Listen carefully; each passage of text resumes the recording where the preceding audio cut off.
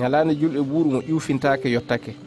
nder mayre noon ɓe bowuno hirsude jawdiri hiraande dimɗinol Isra'ilankooɓe. Isa lili Pierre e Yaya faa ɓe ciriyo ñamdu julɗe.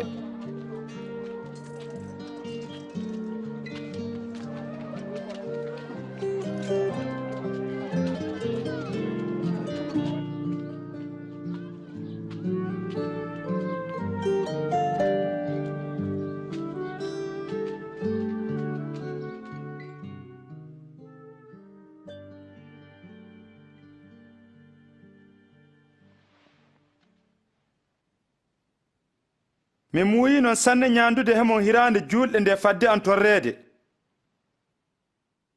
miɗo wi'a on, mi ñaamata hiraande nde kaden faa ñande nde humna nder laamu Allah.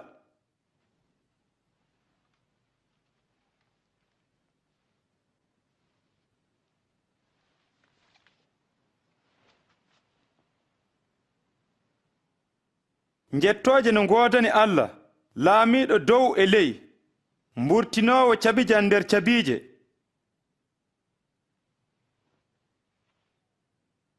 jaɓe cabijan ceende hakkunde mooɗon, ngam miɗo wi'a on gaɗa hande mi yartaɗan kaden sey nde laamu Allah wari.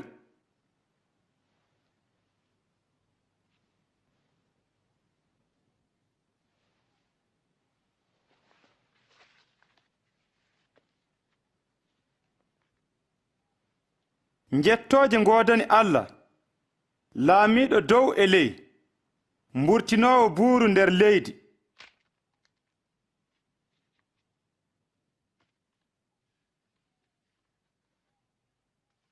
ɗum woni ɓanndu am kokkaandu gammo. ngaɗe hano ni ngam miccito ɗon kam.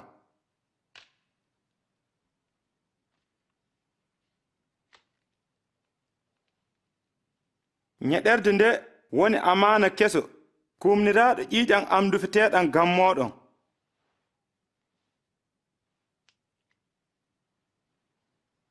amma nda jambotooɗo kan on no ñaanda he am he le'al gootal ɗo.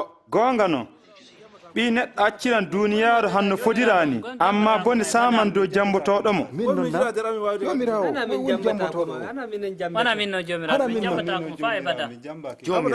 hala mi inde makko min jambata ko ma abada.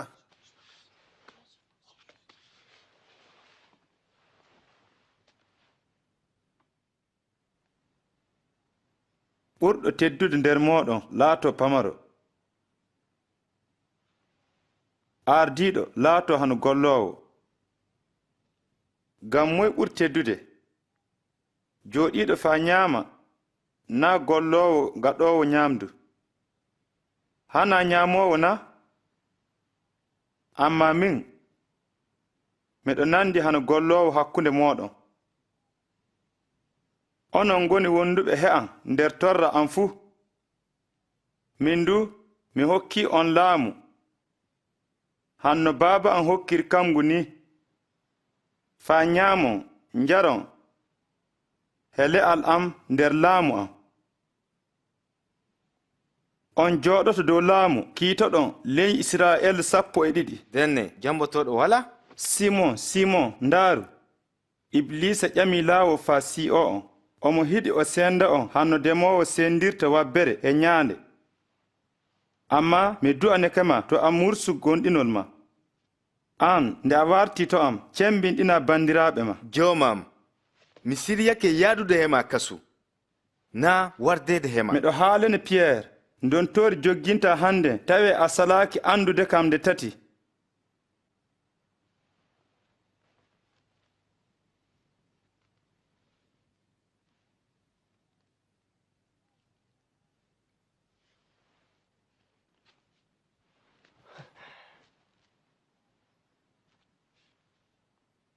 nde lilnomi on jaaray fuy on ŋakki goɗɗum?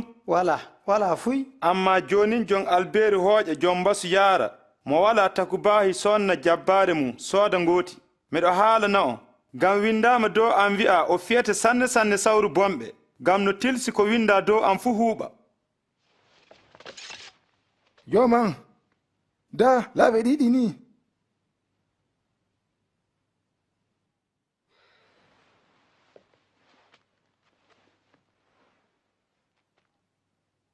ɗum heƴƴi.